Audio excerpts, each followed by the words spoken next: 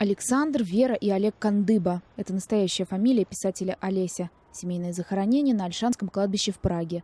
На месте, где 72 года покоились их тела, свежая яма. А совсем скоро здесь похоронят другого человека – Владимира Михалишина. Долгие годы он, гражданин Чехии, выходец из Украины, по собственной инициативе платил за аренду земельного участка, на котором находится могила писателя. После смерти мецената платить ренту стало некому. Сам Михалишин завещал похоронить себя рядом, для чего арендовал еще один участок. Но его сын решил пойти против воли отца. И оспорить это решение тоже оказалось некому. Это тоже его коробочка.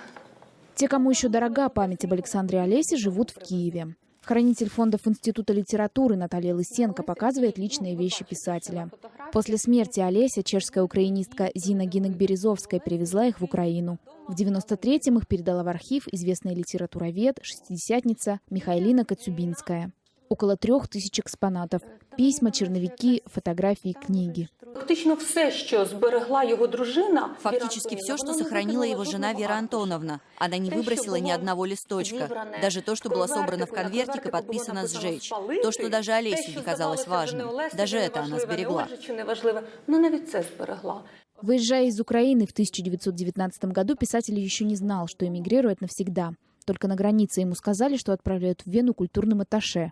На родину Олесь уже не вернулся, но она была во всех его произведениях. Один из сборников поэт посвятил украинским эмигрантам, равнодушным к событиям на родине, войне, оккупации, репрессиям и голодомору.